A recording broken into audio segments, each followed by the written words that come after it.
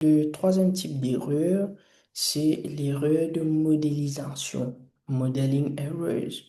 So this type of error occurs when a real or verbal situation is translated incorrectly into mathematical form. Ça veut dire que bien souvent, les élèves lisent les questions, surtout les word problems. Bien sûr, les word problems sont en anglais et les élèves n'arrivent pas à traduire cela en mathematical form. Donc, ils lisent l'anglais et ils n'arrivent pas à traduire ou ils traduisent mal. The translation from English to mathematics is done incorrectly. Donc, là, vous voyez que l'élève peut utiliser une mauvaise formule ou, si vous voulez, vous pouvez voir que l'élève, cette fois-ci, n'arrive pas à, à former une bonne expression de l'anglais.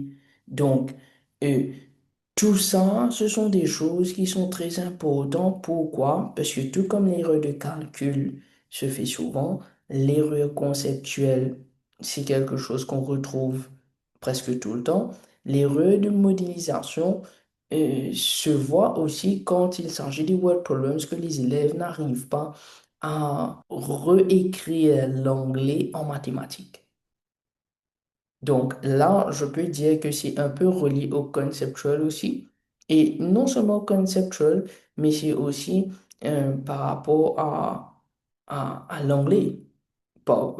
Il y a un prof qui m'a dit un jour que votre problème n'est pas les mathématiques, votre vrai problème, c'est que vous ne comprenez pas la question posée en anglais. Et c'est là euh, vraiment quelque chose de compliqué. Pourquoi? Parce que là, c'est pas seulement un problème mathématique, mais c'est un problème d'anglais. Et voilà pourquoi je demande aux élèves de travailler les questions, de lire les questions, de comprendre comment est-ce que les questions sont posées même aux examens pour s'habituer à l'anglais, pour s'habituer à la façon dont la question a été posée. Et à partir de cela, ils vont justement trouver ça un peu plus facile de traduire tout ce qu'ils lisent en anglais dans leurs propres mots et finalement en mathématiques. Donc, maintenant, euh, bien souvent, vous allez voir que les élèves, ils ne comprennent pas ce qu'ils ont lu, ils utilisent une formule, ils utilisent la formule en remplaçant les chiffres correctement, la méthode. Je ne vais pas dire que la méthode est bonne, mais le calcul est correct, sauf que pas de point. Pourquoi? Parce que euh, l'anglais a été mal traduit en mathématiques. Donc, euh, cela arrive à cause d'un manque de précision, d'interprétation ou même parfois de symbolisation aussi. Les symboles sont euh, mal mis dans les expressions ou sont mal compris, mal utilisés. Donc, quand les élèves n'interprètent pas les questions correctement, nous voyons des erreurs de modélisation.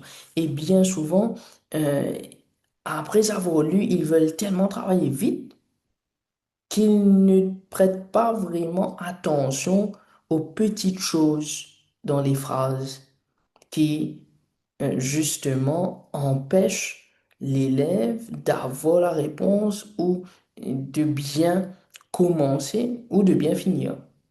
Donc, allons prendre un exemple. Beaucoup d'élèves voient 3 more than X comme, par exemple, je vous dis que euh, Tom a X bonbons et Paul a 3 bonbons plus que Tom.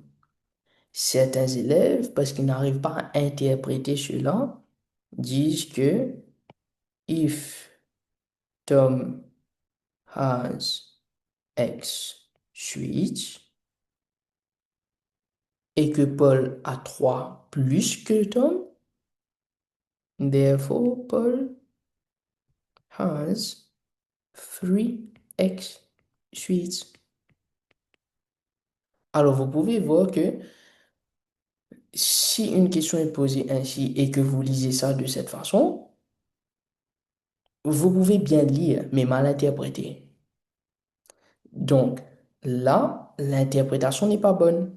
Parce qu'au lieu de faire l'addition, on a fait la multiplication. C'est ça l'erreur de modélisation.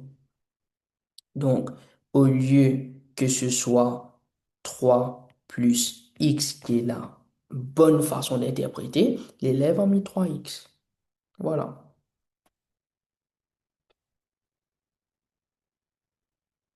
Alors maintenant, comment éviter ce genre d'erreur? Avant de calculer, il faut bien définir les variables. Il faut bien comprendre les variables et comprendre le type d'opération qu'on nous demande de faire. De remettre le problème dans vos propres mots. Alors, il faut bien comprendre. Le but, c'est la compréhension avant la calculation.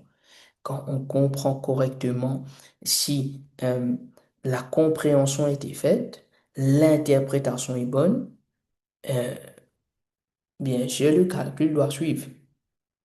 Mais il faut mettre beaucoup d'emphase sur la compréhension et la bonne interprétation pour justement faire un bon calcul. J'aimerais bien dire une phrase ici. A perfectly executed calculation can still be wrong if the mathematical model itself is wrong.